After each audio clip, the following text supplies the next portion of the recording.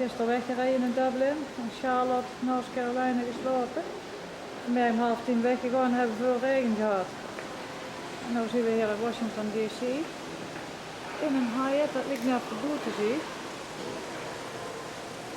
Kassenbouwers, steuners, die gaan onder zoiets.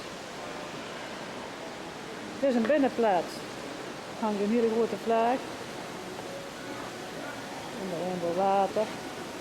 Er staat een piano op een eilandje. Ja, je kunt architecten zich goed leven.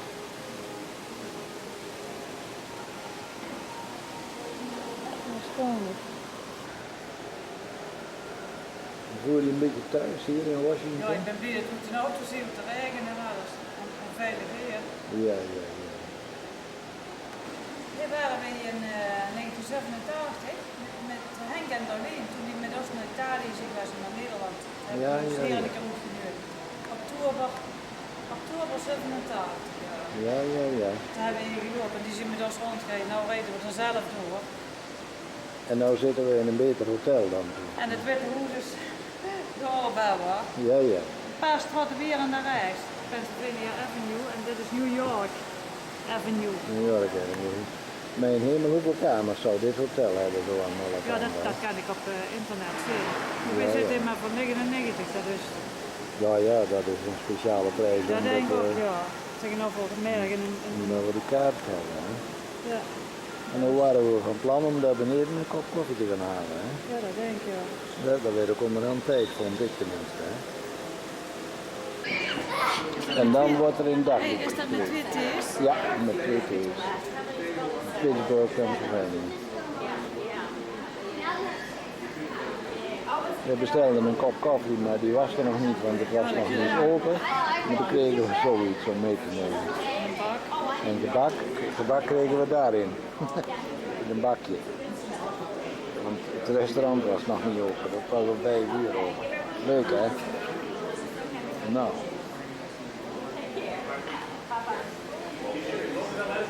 Ja. Hyatt in Washington. Grand Hyatt, vlakbij het Witte Huis. En de 3. Er zijn er 3 in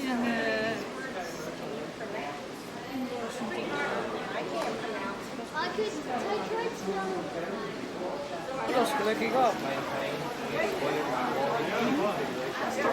Nee, met stokjes. Nee? In het restaurant van de Grand Hyatt in Washington. Thijs. Wat zit erbij? Thijs eten. Thijs. Ja.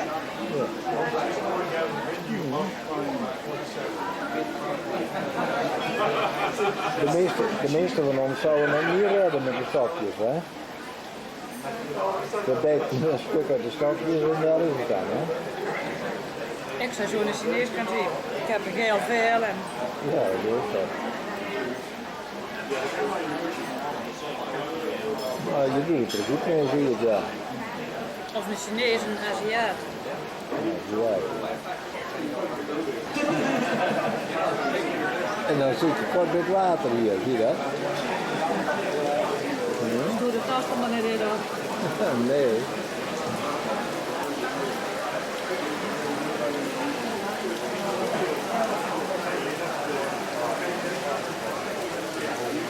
Ja. Met atrium, het hotel. Hoger kan ik niet, kom je tegen de raam.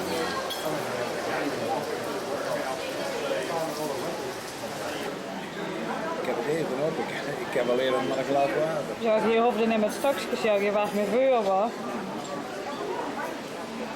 Gaat in de broer zitten? Nee, hoeft niet. Meer dan genoeg. Zit er zo'n soort Italiaans. Als ik met stokjes moet eten, dan bijt ik alleen maar een stuk uit de stokjes. Dan werd ik heel mager. En dat ik de tas ploens. Ja.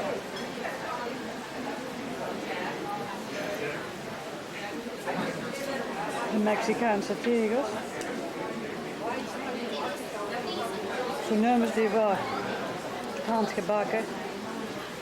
Ja. Ik vind ze niks weer, ongelijk. Deze zullen in Florida gemaakt zijn. Zou ja. We waren nou eens een keer naar Camden, New Jersey geweest. Daar is het hoofdkantoor van Campbell Soup.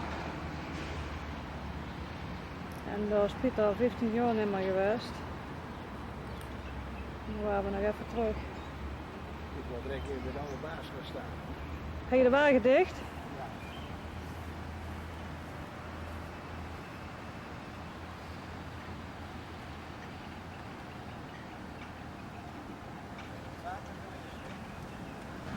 Ja, Pieter zei het, hij is hier vaker geweest. Hij heeft hier wat meetings gehad.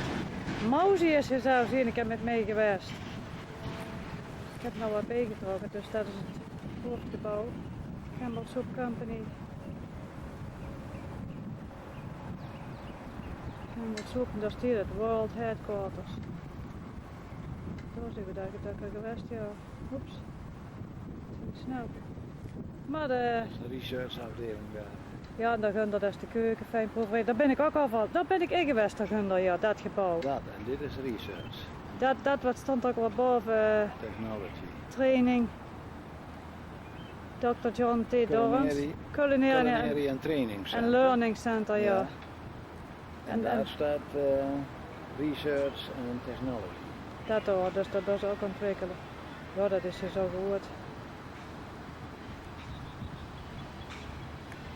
Mooie buren hebben ze. Campbell's Research en Technology. Dat is mooi hier. We zijn om half uur gereden. Door de academie, de militaire academie West Point. Oh, Highland Falls, ik huur de waterval. Mooie bossen hier. Die loopt hier ergens ja. Van een huur. Ja, als het goed druk, dan staan de ganse file, dan zijn we al voorgekomen, half uur gegaan.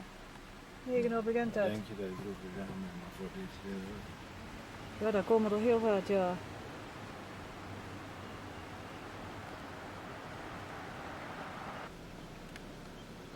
Zo, welkom. To the Military Academy at West Point, home of the Black Knights, de zwarte ridders dus, de Black Knights. de bloemen bloeien links. Dat gaat er een weg, ja.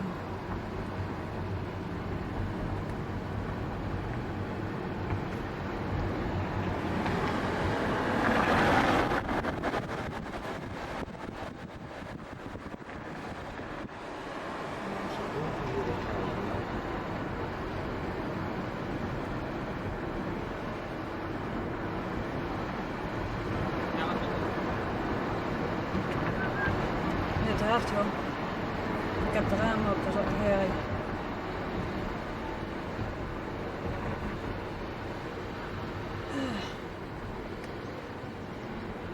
Er staat ook 25.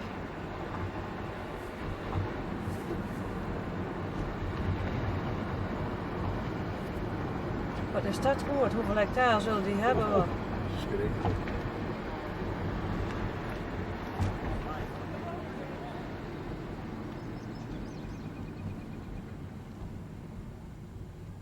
Daar kunnen er zo wel heen moeten, dat is het stadion.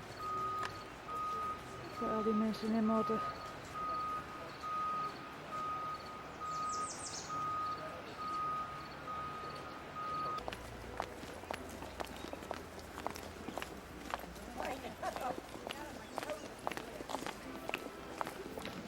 Mensen op weg naar de ceremonie.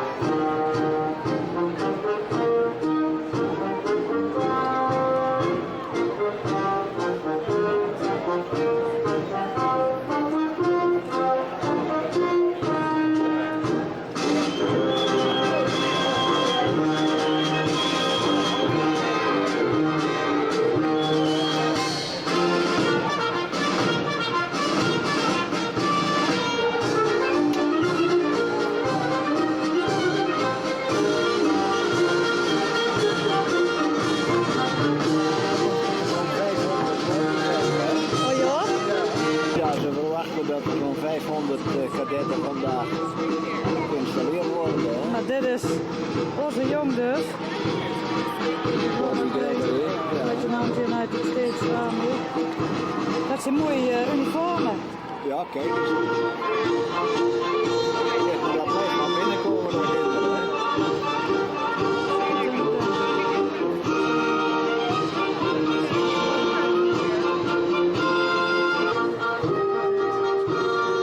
Dus de postzegel is nog Military Academy United States.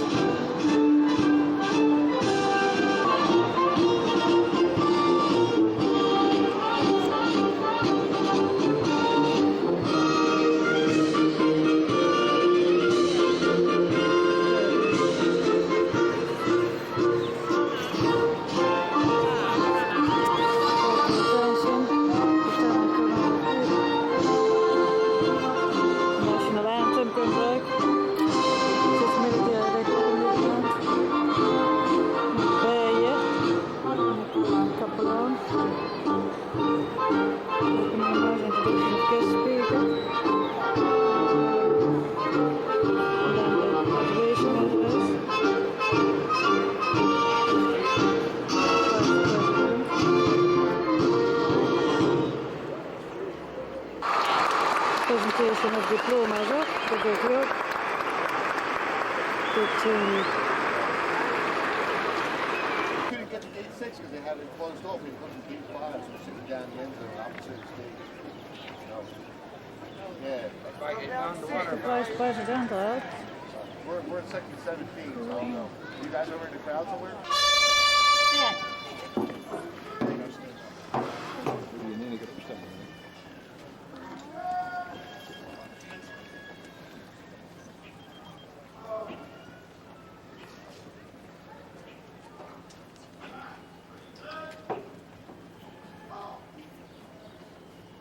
Ladies and gentlemen, the Superintendent of the United States Military Academy, Lieutenant General William J. Lennox, Jr.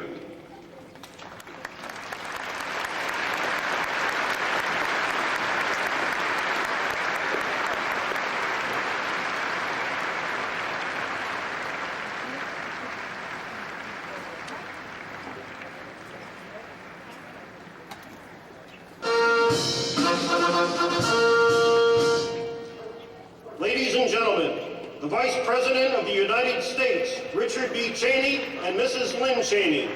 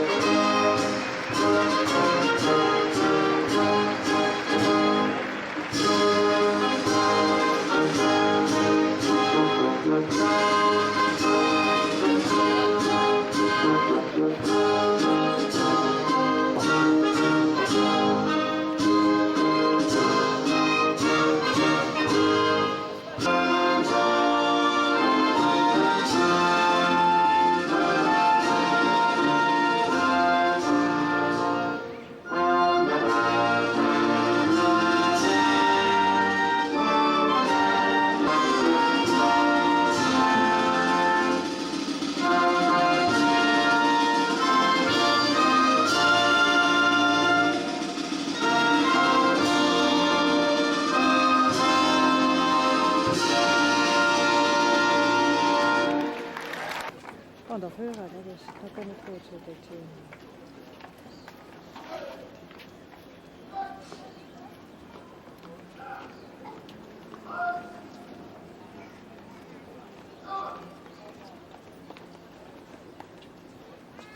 Please uncover and remain standing for the invocation by Chaplain McChrystal.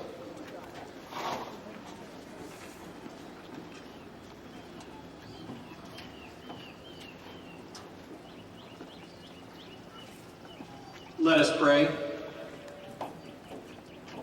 The heavens declare your glory, O God.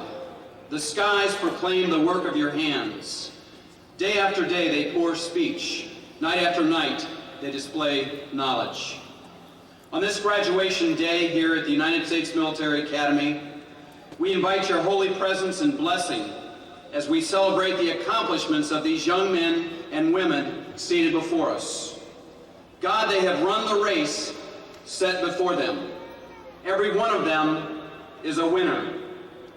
We thank you for their lives, their dedication to duty, their commitment to honor, and their devotion to country. As these graduates experience this ceremony, may you inspire them with a sense of the destiny to which you have called each of them. We thank you for others as well, for family and friends who have loved them, for staff and faculty who have taught them, and for a community which has supported them. We cannot begin this morning, Lord, without thanking you for the guiding hand that you provided during Operation Iraqi Freedom. You have given our leaders and our forces wisdom, strength, and protection as our men and women joined with other nations to liberate Iraq from the bondage of a brutal tyrant. Thank you, Lord. Comfort those who mourn the losses and sorrows brought on by this war. We know, God, that freedom is never achieved without a cost. Finally, Lord, you know we live in a dangerous world. In a few months, some of today's graduates will be serving on point for our nation as we continue to strive for peace. May you continue to grant your wisdom, your strength, and your protection as they join with other graduates, other great citizens, and other nations to rid this world of terrorism. Finally, Lord, be with our Vice President, Dick Cheney, as he delivers his remarks this morning. We ask all of this in your holy name. Amen. As Secretary of Defense, he shaped the American military forces, which have performed so well on every battlefield from Kuwait to Kosovo to Baghdad. As Vice President, he has played a key role in the success of our ongoing war against terror. He is a man of character and conviction, a man who has the courage to make the tough calls, who feels the awesome responsibility of committing our servicemen and women to action, and who genuinely cares for those who serve and sacrifice. Members of the class of 2003, ladies and gentlemen, I am privileged to introduce a man who exemplifies the West Point motto of duty, honor, and country, the Vice President of these United States, Dick Cheney.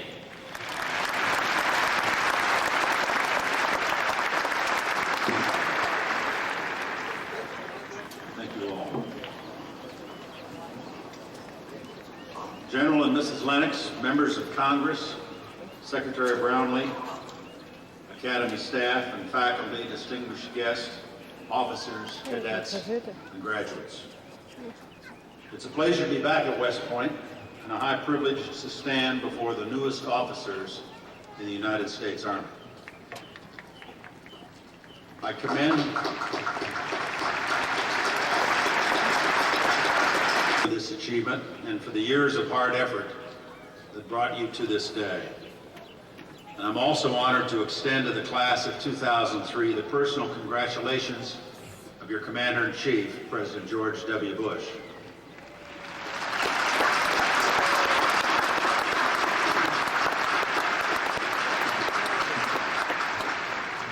Each time I visited West Point, I come away with renewed appreciation for this fine academy and for the great history and traditions that can be traced to these 16,000 acres along the Hudson. I've been especially looking forward to the visit. You don't know how long I've been waiting to see the new Hoffman press box which you hear about. Each West Point class is remembered in a certain way. Last year's group, as you may have heard, was the bicentennial class. You've stepped out of their shadow and left your own mark on this institution. You've set a unique standard of West Point discipline. courtesy of B.J. Hall, Barracks linebacker.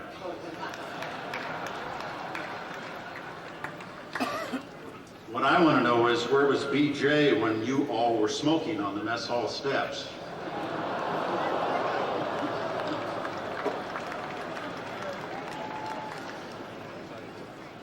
That was 100 nights ago, and the prescribed restrictions have been served.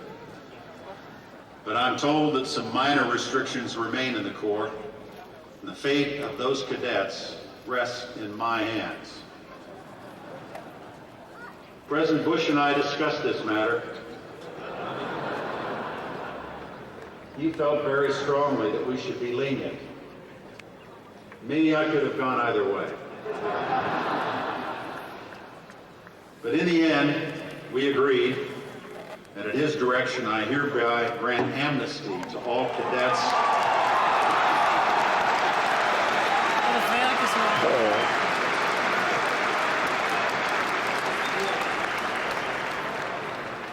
There's a hereby grant amnesty to all cadets on restriction for minor conduct offenses.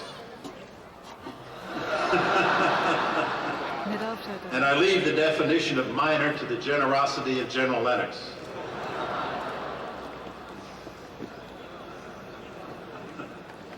It's been almost 4 years since you arrived here on our day, 1999. From that day to this, no one has believed in you more than your mothers and fathers. They share in your achievement and are rightfully proud of the officers you've become.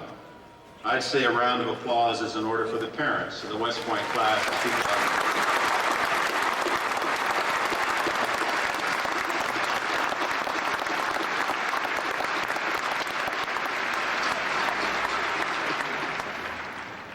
The commission given to you today is testimony to the superb training you've received and to the confidence your country has placed in you.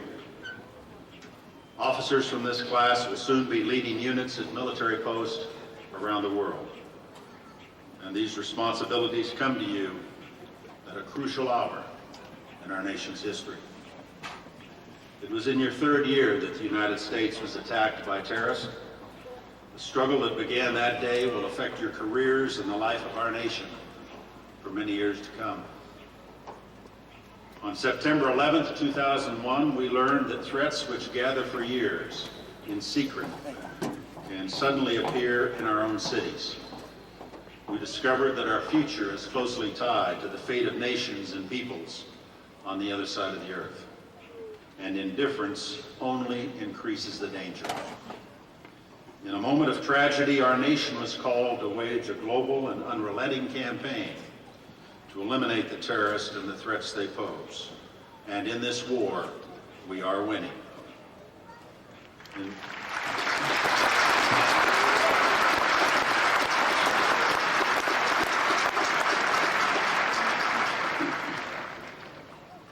the 20 months since the attacks, the United States has freed 2 nations from oppression and terror. We destroyed the Al-Qaeda's grip on Afghanistan, removed the repressive Taliban regime from power, and nearly half of Al-Qaeda's leadership has been captured or killed. In Iraq, a regime that supported terrorists, brutalized its own people, and threatened its neighbors and the peace of the world is no more.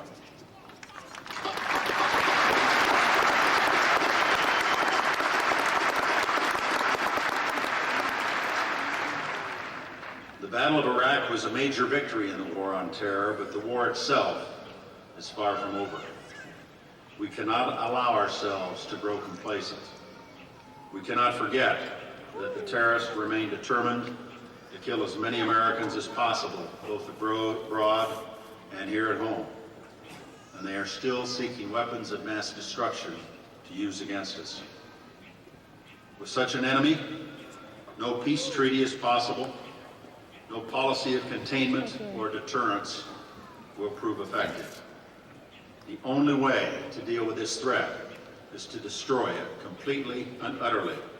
And President Bush is absolutely determined to do just that.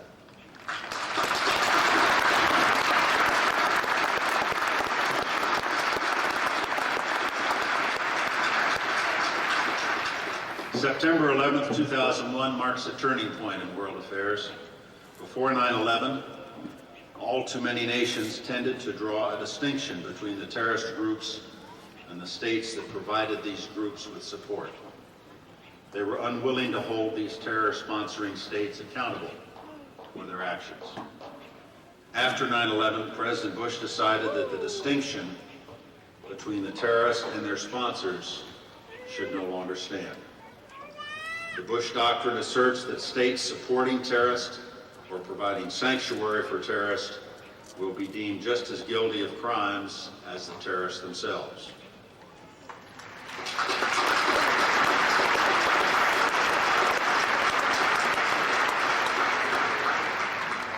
If there is anyone in the world today who doubts the seriousness of the Bush Doctrine, I would urge that person to consider the fate of the Taliban in Afghanistan and of Saddam Hussein's regime in Iraq.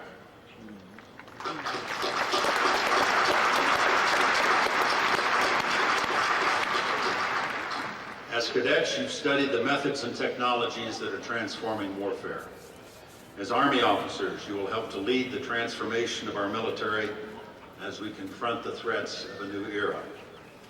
To defend our country from terrorists and terrorist states, the American Armed Forces will continue to gain in speed, agility, precision, and every advantage we need to dominate the field of battle. Military transformation will be the work of decades and a responsibility of every branch of our armed forces. Yet we are well along in making these changes, as all the world witnessed in the Battle of Iraq. That campaign followed a carefully drawn plan with fixed objectives and the flexibility to meet them. Our military displayed vast new capabilities that were not yet operational 12 years ago when I was Secretary of Defense. With less than half the ground forces used in Desert Storm and 2/3 of the air power, our military achieved a far more difficult objective in less time and with fewer casualties. Historians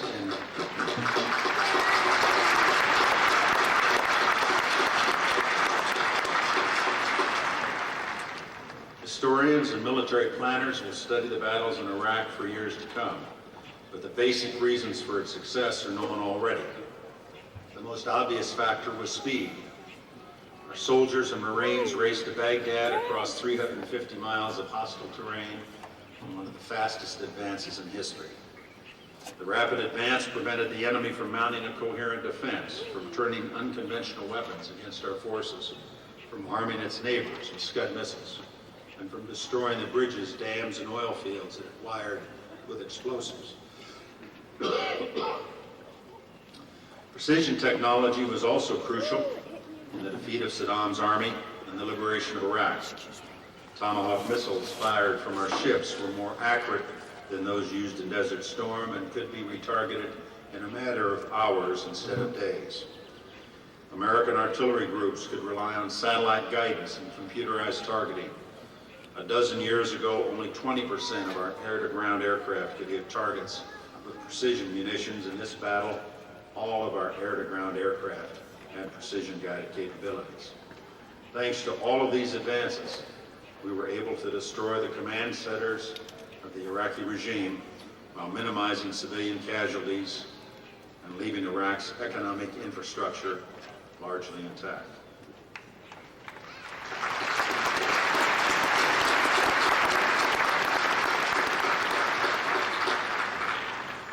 Situational awareness is vital to our victory in Iraq. Throughout the history of warfare, commanders have wanted to know two basic facts: the exact location of the enemy and the exact location of friendly forces. Yet rarely has such knowledge been available. In Desert Storm, for example, only our air commanders had anything near a real-time picture of operations. In this year's battle, all of our component commanders shared a real-time computer display of air, land, and sea forces. This allowed our military to integrate joint operations more effectively than ever before.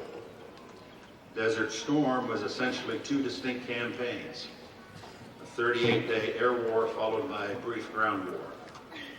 The battle for Iraq was a single, unified campaign. all of our air, land, sea, and special operations forces share the same intelligence, the same information, and the same objectives. We will never forget that in this conflict, as in all of our conflicts, the most important ingredient for success was the men and women who served, beginning with our Secretary of Defense, Don Rumsfeld, our outstanding theater commander, General Tommy Franks, and the men and women of our armed forces, including our Special Operations Forces, the 3rd Infantry Division, the 1st Marine Expeditionary Force, the 101st and 82nd Airborne Divisions, and the air and naval units that supported them.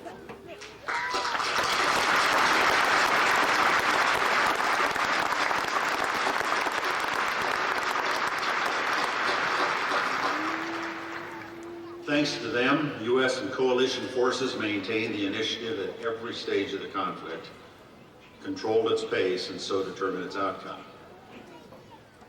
With our victory in Iraq, we have removed a threat to our country and to our friends in the region. And all nations, friend and foe alike, can be certain that the United States military is second to none, and our Commander-in-Chief is indeed a man of his word.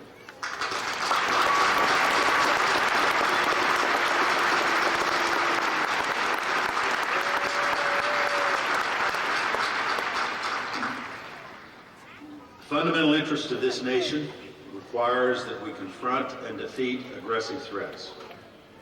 Yet, as President Bush has said, we find our greatest security in the advance of human freedom. We stand for the values that defeat violence and the hope that overcomes hatred. In the Middle East, where ideologies of hatred and murder have caused such great suffering, the United States will use our influence and idealism to bring a new era of freedom and prosperity.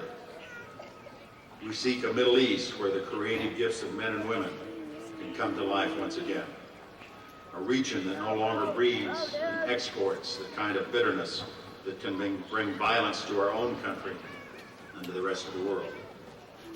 And across the world, America's support of freedom expresses the deepest commitment of our founding, the conviction that liberty is the birthright of every person in every land. For generations, graduates of this academy have served and defended the cause of freedom.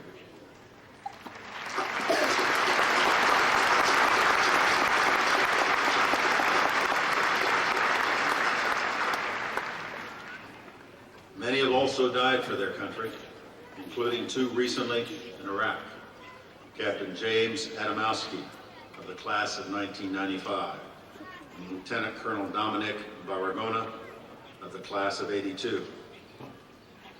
Their lives ended far from this place they loved, but in full service to the ideals of duty, honor, country they learned here at West Point.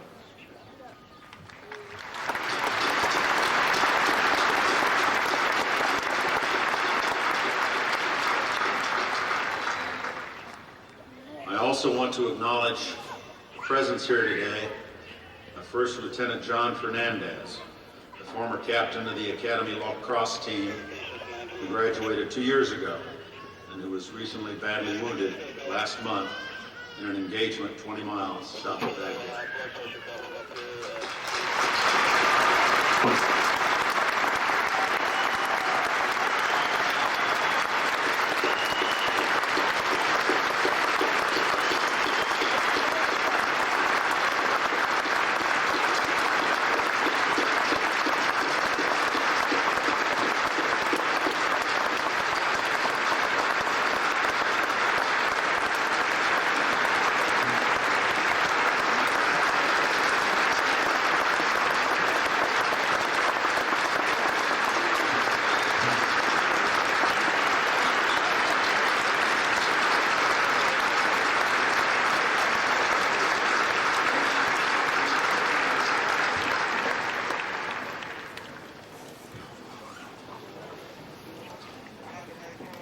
John demonstrated great courage in the course of that engagement, and we are grateful that he could be with us today, along with his wife and parents. For every West Point class, as General MacArthur said, the ideals learned here build your basic character. They mold you for future roles as the custodians of the nation's defense. Now this class assumes its place in America's defense, and MacArthur's words to the Corps of Cadets still define the calling of a West Point officer. Whatever else changes, your mission remains fixed, determined, inviolable. It is to win our wars.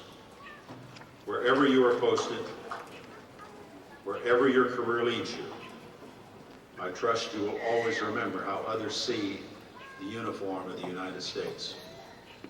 Your service might take you to the most stable place in the quietest of times, but that uniform is a reminder of what assures stability and keeps the peace. At other times, your service may take you to dangerous places, and there the sight of an American in uniform will bring fear to the violent and hope to the oppressed.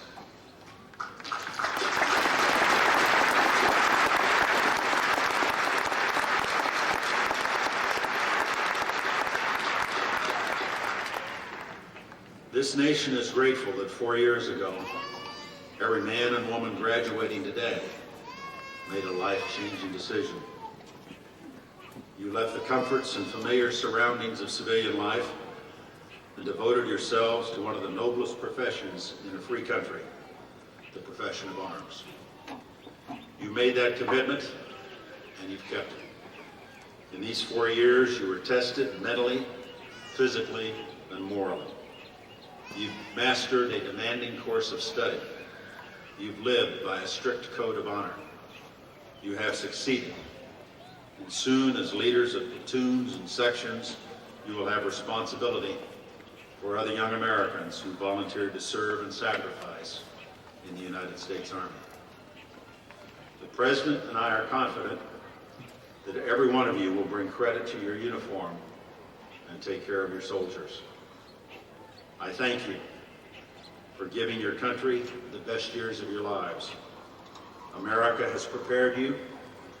America is counting on you. And today, America is proud of you.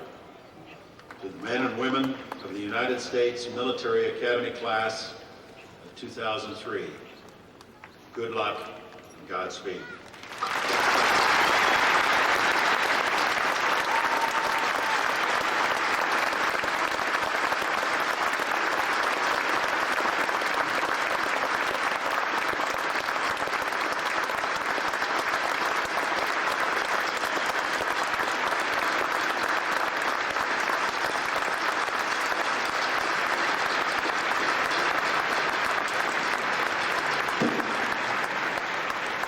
Sir, on behalf of the class of 2003 and the West Point community, I would like to present you this cadet saber as a token of our appreciation for your inspirational words this morning. Sir, thank you.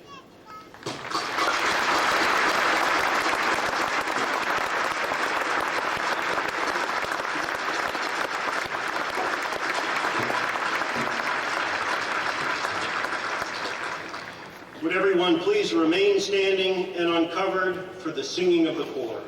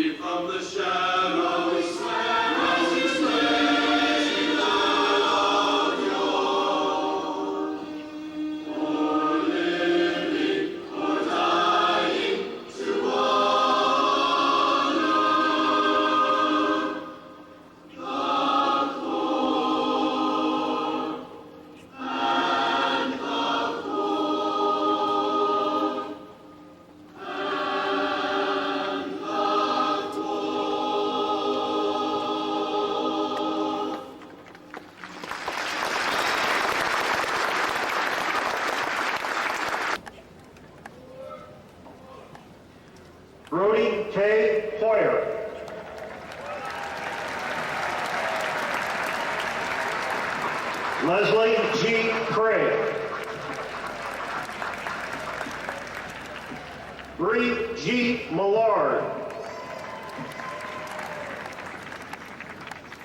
Benjamin R. Kaufman. Matthew R. Schlanzer.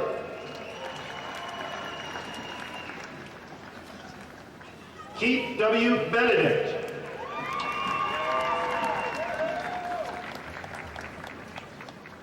Mark D. Tremola. Het opzoeken van allerlei dingen. Hè? Ja, ze moeten zo'n 500 namen. David M. Fedor.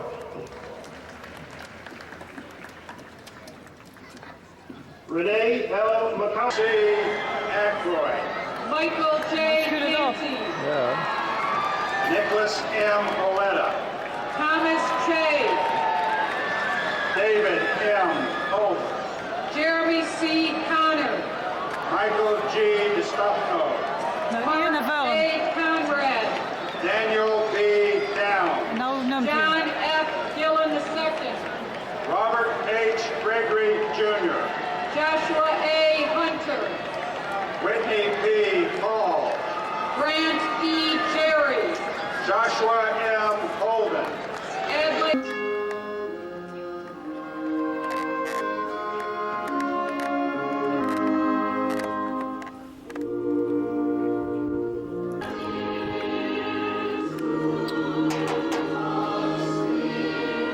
Is dit toch aan, jong?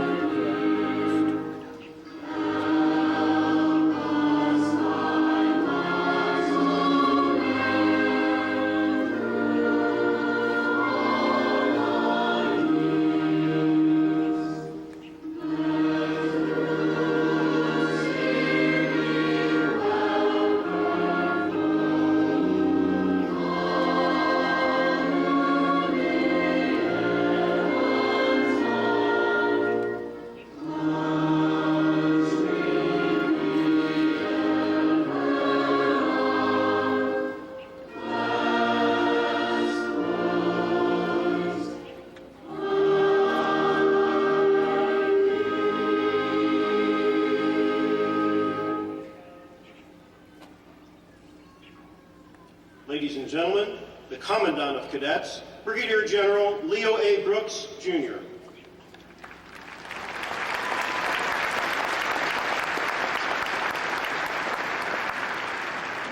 Please remain standing and uncovered while the oath of office is administered to the class of 2003. Class of 2003, please raise your right hand and repeat after me. I state your full name. Having been appointed an officer in the Army of the United States, in the grade of second lieutenant, do solemnly swear that I will support and defend the Constitution of the United States against all enemies, foreign and domestic, that I will bear true faith and allegiance to the same, that I take this obligation freely, without any mental reservation or purpose of evasion, and that I will well and faithfully discharge the duties of the office upon which I am about to enter. So help me God. May I lower your hand.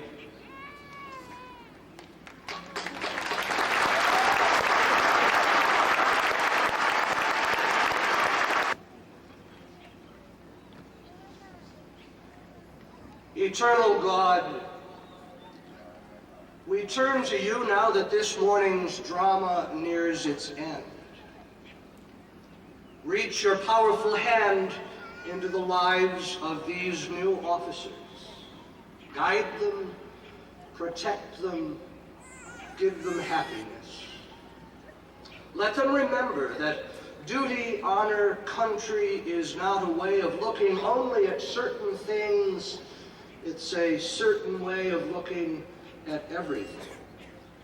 We pray you make them men and women for whom duty, honor, country becomes and remains a way of life. Look too on the families of these young officers and on those who could not be here today. Reward them for their constant support and for the love they've shown over the years. Gracious Lord, bless this academy and all who are a part of its efforts. May West Point always and forever make this nation proud, as it does today in these graduates. And finally, we speak again what is the constant prayer of our hearts. Eternal God, bless our Vice President and Mrs. Cheney, bless the United States of America, and bless the class of 2003. Amen.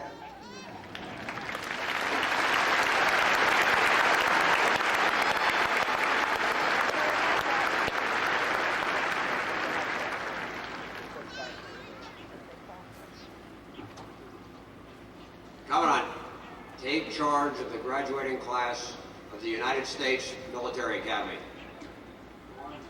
Go Army.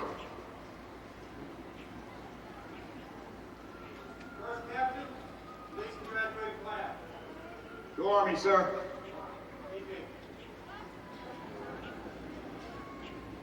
Class of 2003, read. Come on. Graduating class of 2003, dismiss. Opa, en dan mogen die kinderen gaan.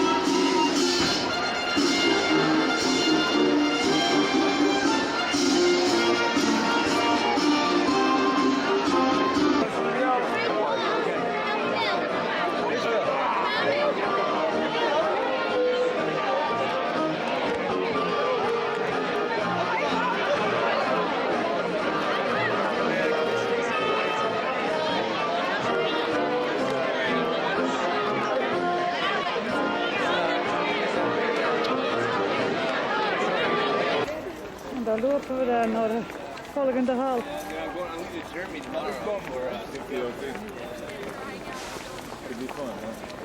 Waar zit dat bij? De middelste? Mooi meer.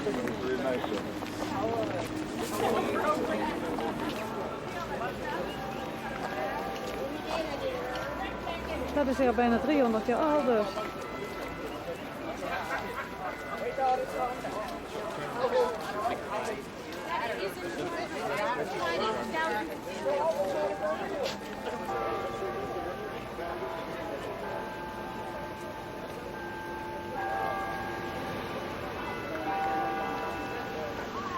Mooie kerel, jong.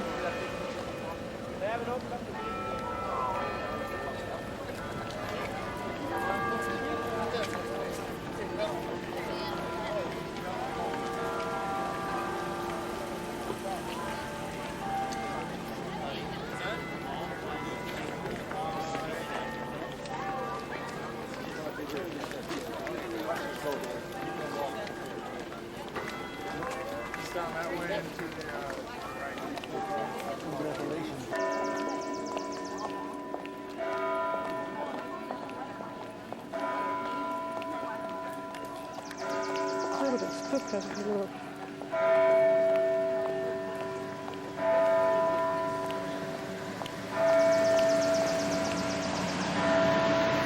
Mooie carillon, ja. Maar ja, al die gebouwen.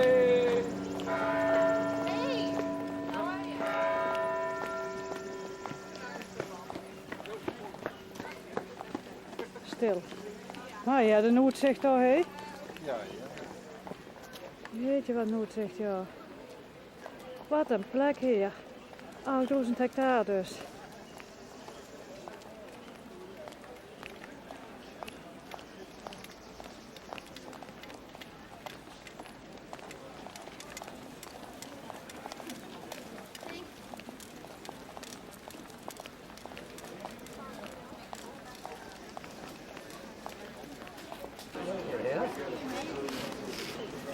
Ja, je hebt nou bloeiende dakgoeds gezien, is Korea's bloeien nog. Oh my god.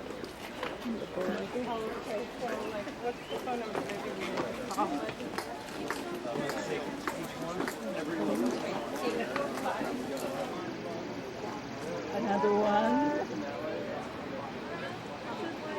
There's a little button to turn it on. A little pink button on the top. That's Okay. I guess that's all we need.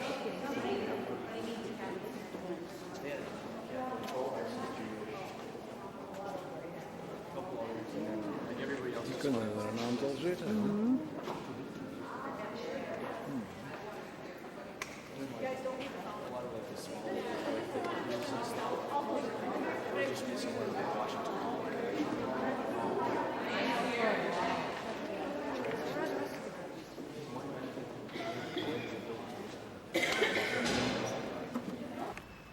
Ik wil eens even rondgooien. Hier is een heel groot sportveld. Daar zullen ze wel exercisen.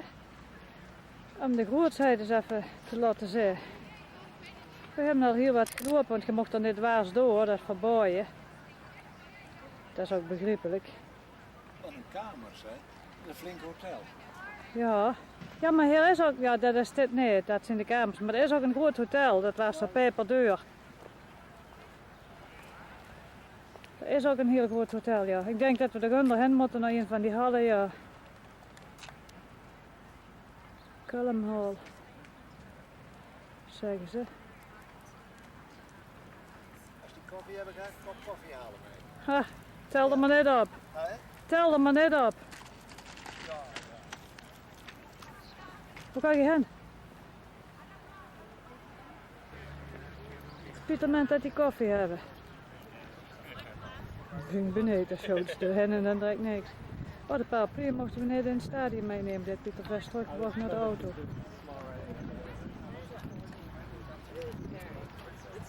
Nee, dat heeft geen koffie. Dat heeft geen koffie, dat wist ik wel.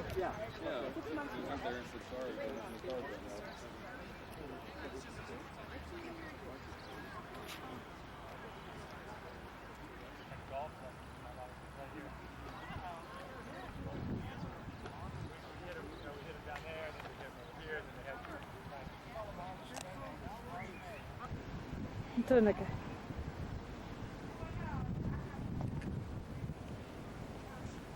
Wat dat een mooi leed, ja. Dat moet de Hudson zijn, hè? Pieter? Dat is de Hudson River, ja. Oh ja, ja. Die 9, waar we straks reden, 9 West, dat is ook zo'n hele fijne, natuurlijk een mooie route, een mooie weg. De Hudson River, tuurlijk, ja.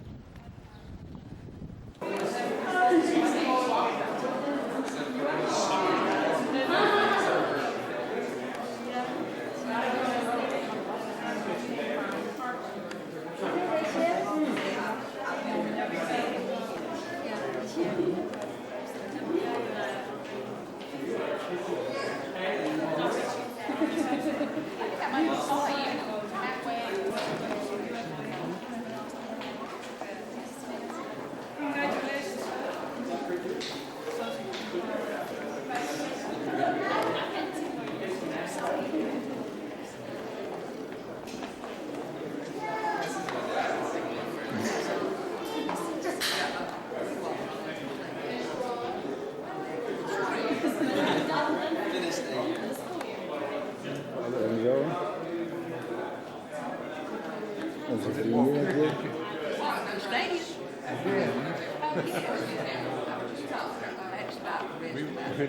We've been all over the whole.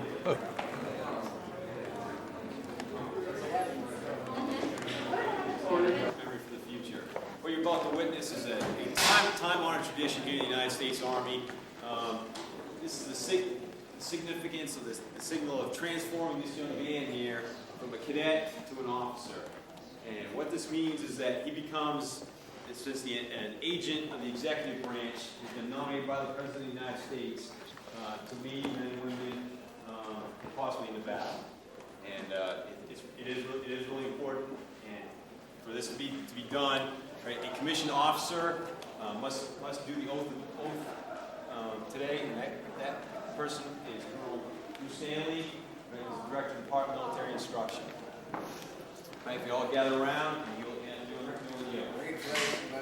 you want to get some photos? That's good. You know, when Major Calick said, young man, and turned and looked at me, I said, this is good. I like everybody being here, but it is a wonderful occasion that he has completed probably one of the toughest academic, military, and physical programs that anyone could undergo.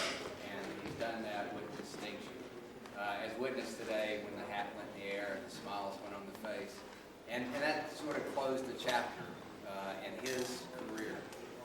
Today we're going to open another chapter this afternoon, and that's part of being a commissioned officer in the United States Army, and everything that goes along with being a commissioned officer.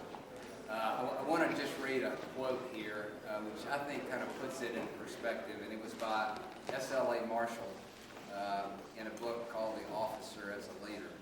And he says, upon being commissioned in the armed forces of the United States, a man incurs a lasting obligation to cherish and protect his country and to develop within himself the capacity and reserve strength which will enable him to serve his arms and the welfare of his fellow Americans with increasing wisdom, diligence, and patriotic conviction. And that's what all of this is about today. Bobby is getting ready to start that obligation being an officer in the United States Army at the grade of second lieutenant. So what we do in the Army, as Aaron said, is that we have a commissioning ceremony. We take the oath of office. Although he's already done that, but we're going to do it again. And every time we get promoted as officers, we retake the oath because it's so important to us. So with that, I'll administer the oath. And then after we do that, we'll bring up whoever is doing the bartending to do the bartending, and then we'll do that after I Okay, raise your right hand. I state your full name. I, Robert Howard Gregory, Jr., having been appointed an officer in the Army of the United States. having been appointed an officer in the Army of the United States In the grade of second lieutenant. in the grade of second lieutenant, Do solemnly swear. do do solemnly swear that I will support and defend that I will support and defend the Constitution of the United States the Constitution of the United States against all enemies, foreign and domestic, against all enemies, foreign and domestic, that I will bear true faith and allegiance that I will bear true faith and allegiance to the same, to the same, that I will take this obligation freely that I will take this obligation freely without any mental reservation or purpose of evasion, without any mental reservation or purpose of evasion, and that I will well and faithfully that I will well and faithfully discharge the duties of the office upon which I'm about to enter. the office upon which I'm about to enter. So help me God. So help me God.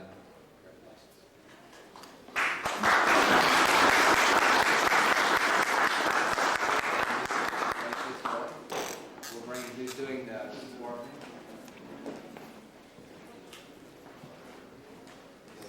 Yeah.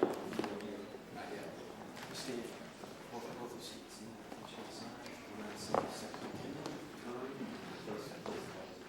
Okay.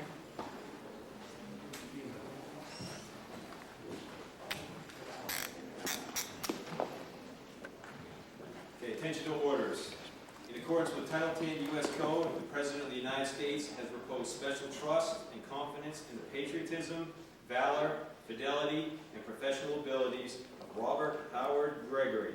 In view of these qualities and his demonstrated potential for increased responsibility, he is therefore appointed in the United States Army to the rank of Second Lieutenant. With an effective date of 31 May 2003, is immediately ordered to active duty by order of the Secretary of the Army. Okay, pin the rank on.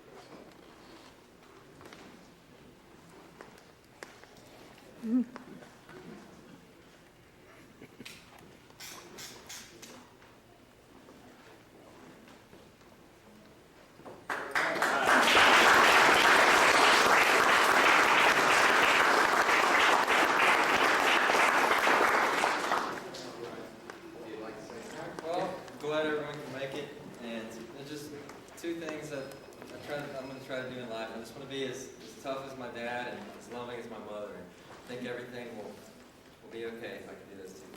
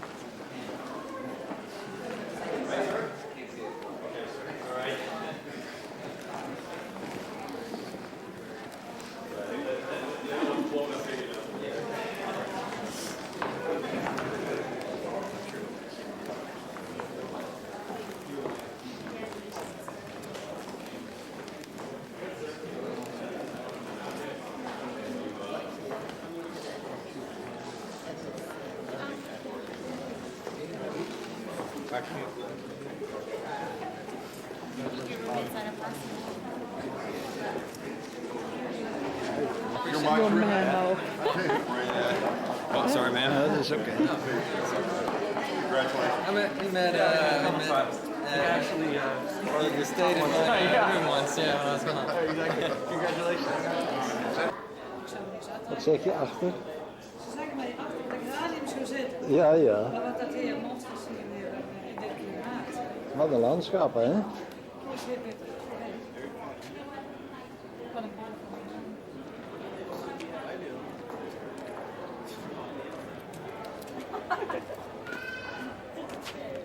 Ja, hier is mooi aan de Hudson. Ja, dat denk ik. Alleen zei die meid, die rivier die waar niet schoon was. Ja, dat Oh nee.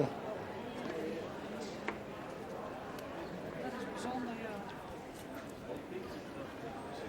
En dan komt er zo'n optrekje waar. Ja, wat woont daar boven, hè? Daar is op een klooster of iets dergelijks zo te zien, hè? Ja.